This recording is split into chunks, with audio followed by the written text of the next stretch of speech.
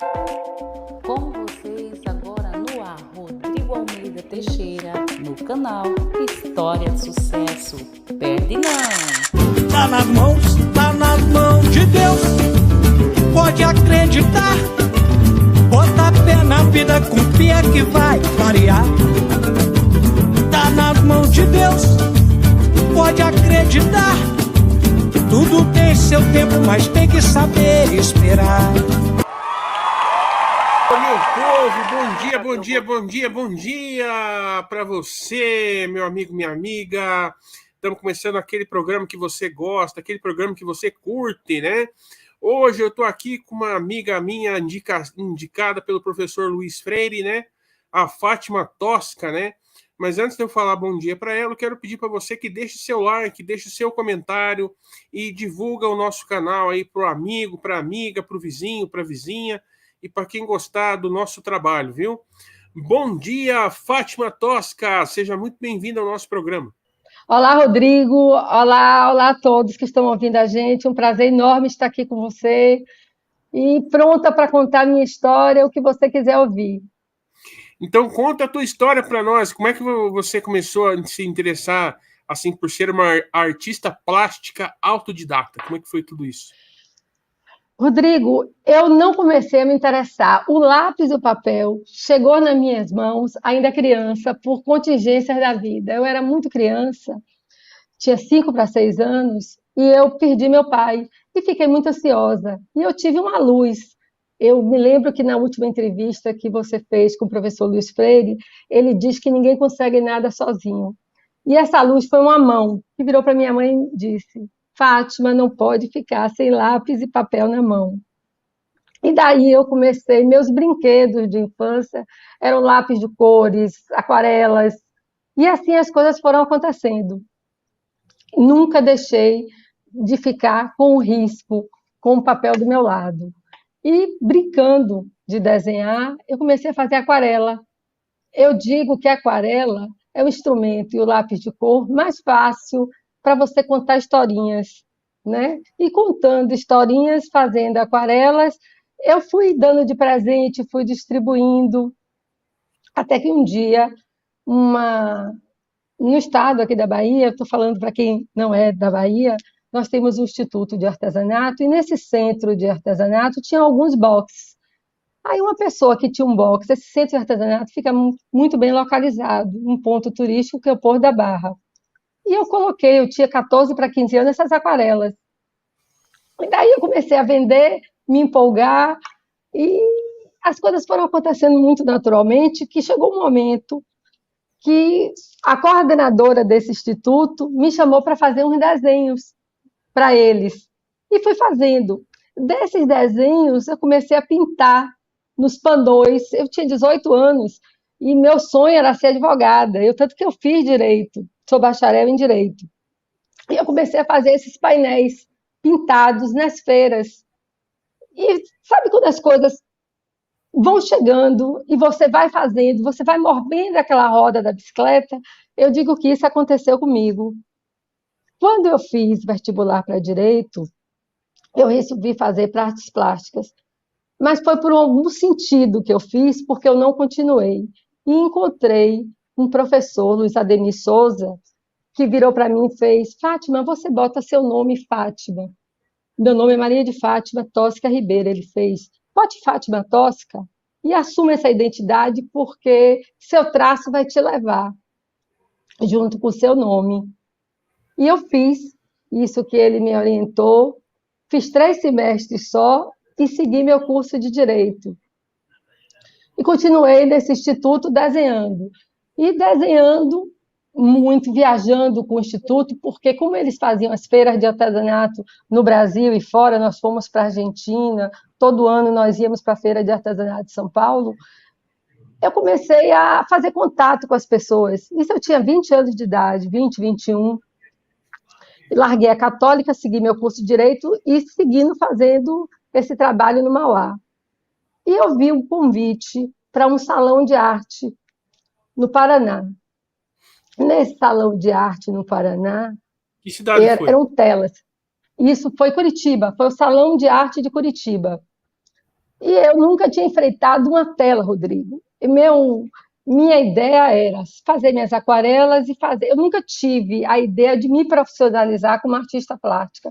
O que eu fazia no Mauá, para mim, era uma realização.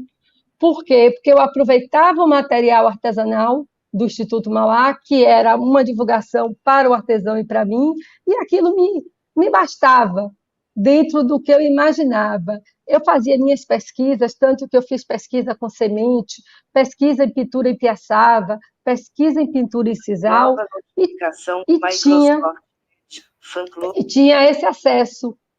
Né? Eu tinha esse acesso, que era todo o material de artesanato que vinha do Estado, e continuei. Mandei para esse salão 3 telas, que eu digo que foi meu primeiro grande desafio, porque eu nunca tinha pintado em acrílico numa tela. E quando você faz aquarela, você não tem a obrigação em... Desculpa lhe interromper, se você quiser também depois mostrar alguma tela para o pessoal de casa, eu acho que é importante para registro, tá? Tá, eu estou com uma tela atrás de mim. Eu escolhi esse local aqui na sala, não botei no ateliê, mas para ficar com mais luz, uma luz mais natural, eu estou com uma tela ao meu fundo. Ah, sim, aí mandei, e ao mandar, eu tirei o primeiro lugar, Rodrigo. Foi uma coisa assim surpreendente. Surpreendente porque era meu início na pintura em tela. E surpreendente que realmente eu não esperava.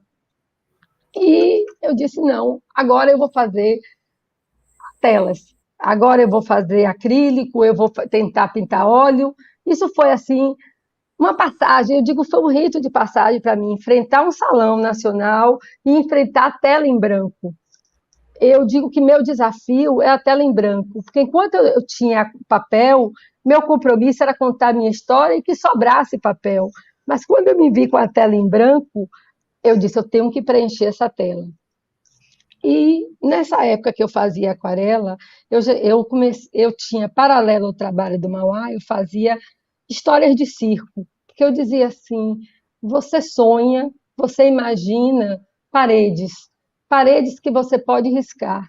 O que é que eu vou sonhar? Eu sonho com o lúdico. Sempre sonhei e imaginei minha vida como ferramenta o lúdico. Nada mais lúdico para mim do que os elementos de um circo. E foi com essa série de circo que eu iniciei meu trabalho, que eu comecei ganhando esse salão e que me acompanha até hoje. Hoje eu depuro esses elementos do circo. A cadeira, para mim, é um elemento muito forte. A cadeira que seria um palco, que seria a presença, que seria a ausência, seria a plateia que estaria no circo. Escadas, para mim, é muito simbólico. Então, esse circo vem, durante os anos, sendo depurado, mas sempre com uma busca desse equilíbrio e desse lúdico. E a partir desse salão, Rodrigo, eu comecei a participar de vários salões. E eu digo que o salão, principalmente na década de 80, foi quando eu comecei a participar deles, é uma vitrine gratuita. As pessoas, às vezes, se inibem de entrar numa galeria, mas o salão está aberto, o salão é público, o salão não inibe. Você está no museu, você está no salão, você está fluindo a obra de arte. E para o artista que está começando, não tem vitrine melhor. Eu falo pela minha experiência. A partir desse salão de Curitiba, eu participei do salão em São Paulo, o Salão Mokichi Okada, que era um salão na década de 80 muito importante, porque ele dava um prêmio que era a montagem de uma exposição em São Paulo. E eu ganhei esse prêmio exposição. Eu conto essa história do salão porque na década de 80 foi um marco muito forte para a retomada das artes através das instituições públicas e para nós artistas esse espaço aberto.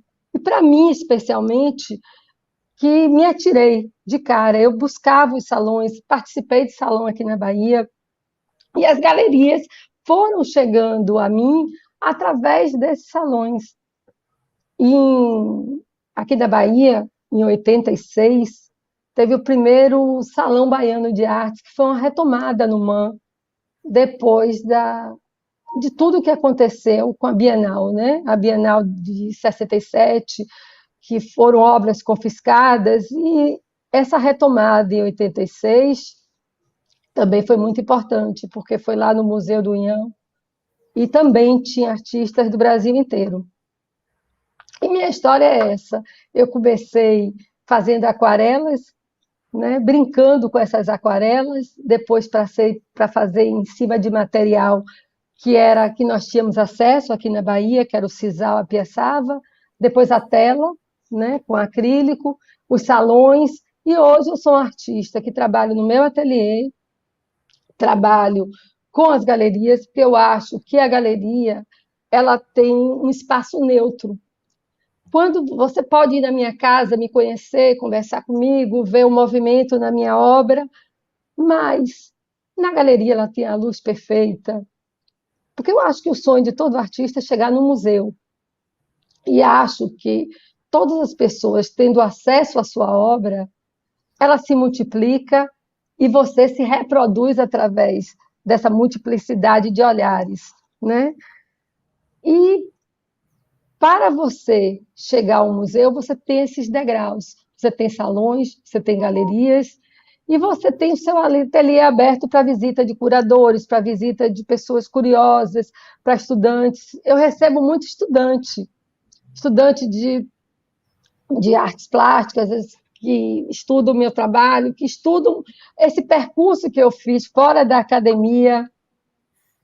E é um pouco isso minha história. Hoje eu estou imersa num processo de mergulhar nos jardins. Então, eu denomino a fase que eu estou vivendo agora possíveis jardins. Todos os jardins que você pode cultivar. O jardim que está na sua janela, o jardim que está no canteiro da rua, e eu estou trazendo para a minha tela.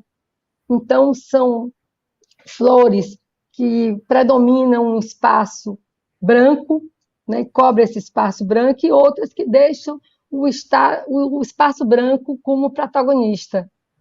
E flores que salpicam, né, nessa tela. Uhum.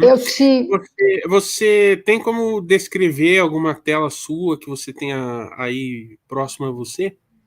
Tenho. Essa tela, eu conto histórias, viu, Rodrigo? Também, quando eu falo de toda essa parte do meu percurso, da minha história, eu também conto que cada obra minha ela tem um título, ela tem uma história, ela tem um porquê na minha vida. Eu sempre digo que eu pinto para mim. Eu pinto para contar essas histórias que eu gosto de ouvir. Então, eu tenho uma tela aqui ao fundo, as flores estão ornamentando uma carta que eu fiz. Então, ela tem um fundo branco, ela tem uma escrita, né? Ela tem uma escrita que esta carta, ela não está, você não decifra essa carta, mas eu sei o que é essa carta, mas você vai encontrar palavras que você pode absorver para você. Então, ela tem as minhas flores que ornamentam essas palavras, ela tem o meu texto, mas você não precisa viver o meu texto, mas você pode capturar palavras que estão nessa obra.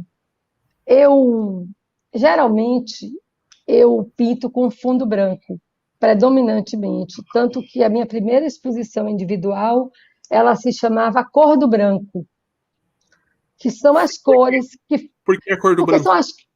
A cor do branco? A cor do branco veio de uma história assim.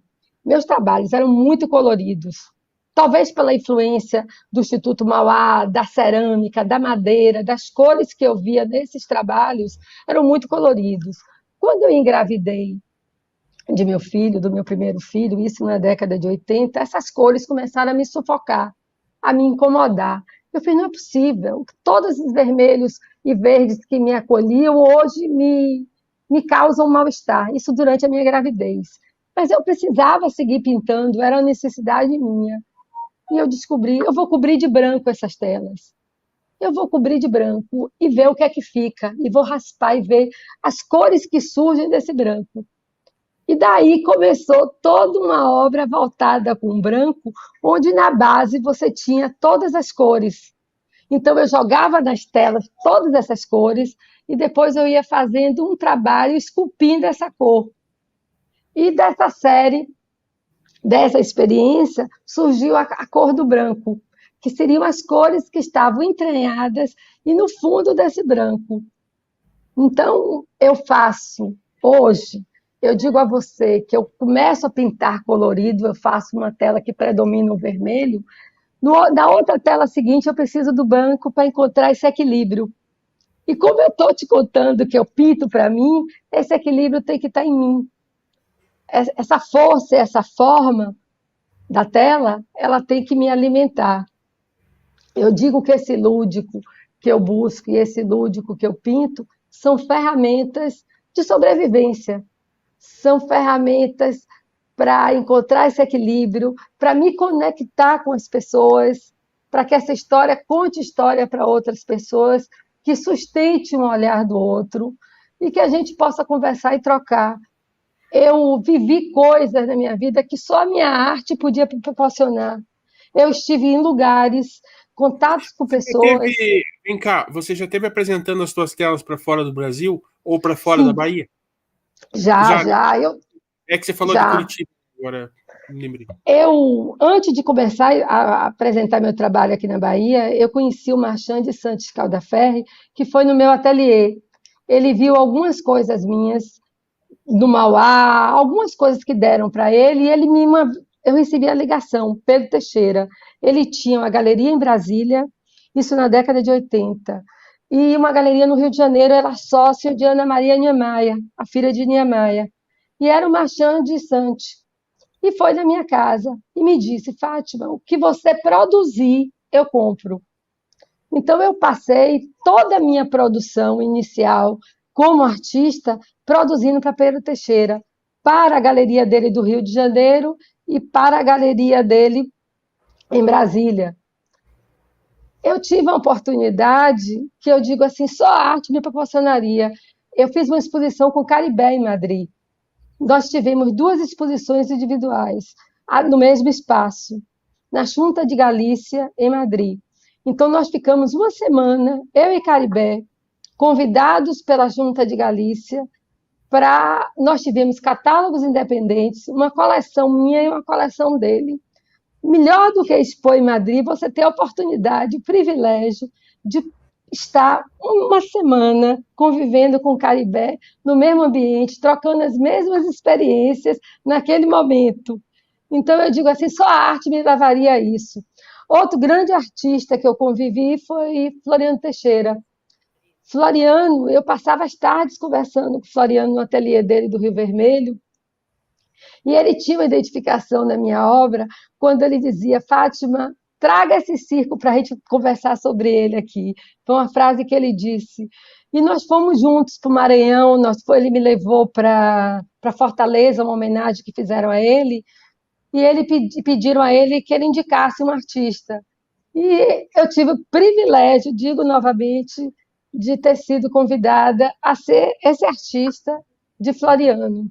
Então, essas histórias, essa convivência, esse período que eu tive com eles é impagável. Eu digo assim, só esse meu fazer artístico me conduziria a ter esse privilégio de estar com essas pessoas. Quantas telas você pintou até hoje? Ai, Rodrigo, eu pinto uma média regularmente de 2 telas de grandes dimensões por ano. Ou por ano, por mês. 2 telas de grandes dimensões. Eu digo de grandes dimensões, eu digo 1,70 m de altura por 1,80 m de largura, quase quadrado, ou 1,20 m por 2 metros. São grandes dimensões. Né? Para mim, eu digo que para minha proporção, eu tenho 1,60 m, então, para minha proporção, são grandes telas. Teve uma coisa interessante que eu vou te contar. Agora, na pandemia, foi tudo muito difícil para todos, né? Para nós, artistas, de um modo geral, artistas, cantores, atores, foi tudo muito difícil. E uma galeria que eu trabalho em Salvador, a Galeria Penacal, ela me chamou: Fátima, estamos pensando em fazer um projeto. O que te move como artista? Estar dentro de casa, trancada, com pouco material, com o material que você tiver. Então, o projeto era esse. O que me movia ia aproveitar o material que eu tivesse no ateliê e produzir para que eles fizessem estimulasse e começasse a virtualmente divulgar essa obra de 10 artistas. Eu estava parada, eu acho, com muita gente desestimulada, sem saber o que fazer. Aí, quando me surgiu essa proposta, então eu comecei em casa a catar tudo, pedir amigos, caixa de vinho, caixa de supermercado que a gente fazia por delivery, e comecei a pintar em tudo isso que eu encontrava, resto de papelão, todas as caixas que tinham em casa viraram telas para mim. E foi uma coisa muito rica, porque eu me senti viva, produzindo durante 8 meses. Inicialmente eram para fazer 20 obras. Eu acho que eu fiz você falou em número, eu acho que eu fiz umas 200 caixas desse material que me movia. E me movi muito, me senti viva, Rodrigo, num momento tão, tão difícil, tão delicado que nós passamos. Eu conseguia transformar essa angústia em borboletas, em flores, em circos que se moviam e se equilibravam naquele ponto mínimo. Quando eu falo circo, eu vou fazer sempre essa referência, porque quando eu fecho os olhos e vejo um circo, eu vejo tudo que está ali está em equilíbrio.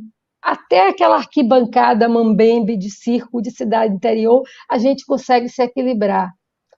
Não é? Você veja, o leão passa por dentro da roda do fogo, o malabarista não derruba nada. Então, este equilíbrio eu busco sempre quando eu vejo as coisas fechadas, sabe? Como eu vi na pandemia, como nós sofremos.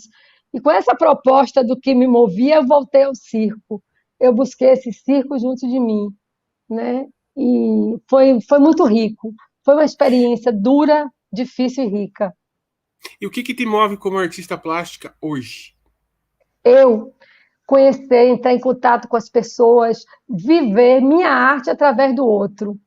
Isso, para mim, é um grande desafio. Sempre que eu vejo alguém...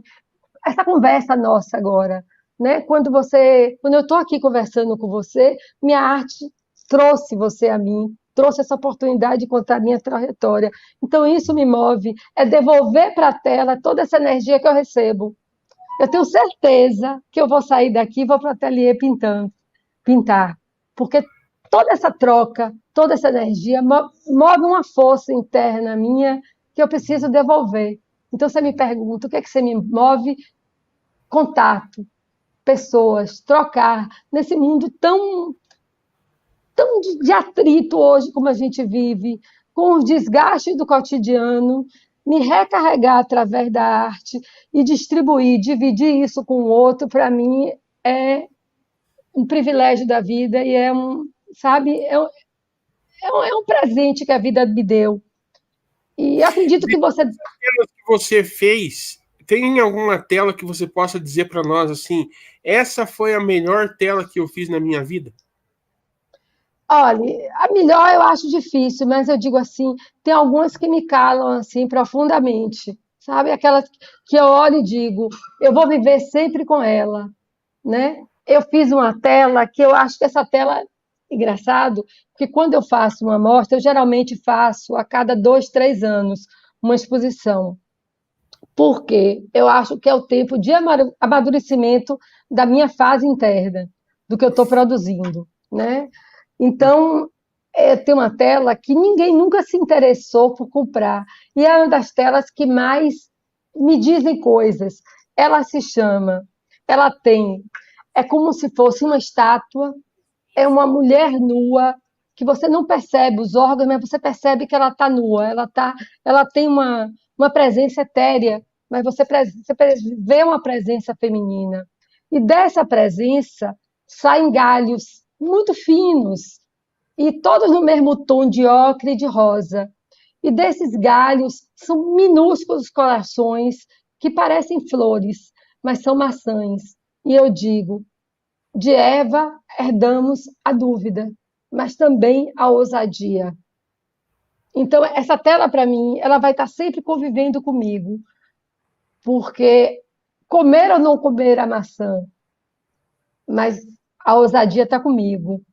Então, essa tela ela não sei se é a melhor, eu acho que nem seja a melhor dentro de parâmetros técnicos, mas é a tela que vai estar convivendo comigo sempre. Eu acho que ela vai estar sempre renovando uma história em mim. De Eva, herdamos a dúvida, mas também a ousadia. Maravilha. Fátima, ó, quero te agradecer muito a tua presença aqui no nosso programa, viu? E eu queria perguntar para você o seguinte: quem que você quer indicar aí para o próximo sábado? Eu queria indicar o maestro Fred Dantas. Eu acho que a história de Fred, o trabalho de Fred, merece muito ser escutado por esse Brasil. Maravilha. Fátima Tosca, meu povo, deixa teu like, se inscreve e vamos tocar a zabumba que a vida continua. Abraço, Fátima. Muito obrigada, Rodrigo. Clicável layout solo botão. Arquivo, sair. Clicável botão silenciar, permanecer, navegar, caixa de salvar, sair da parte.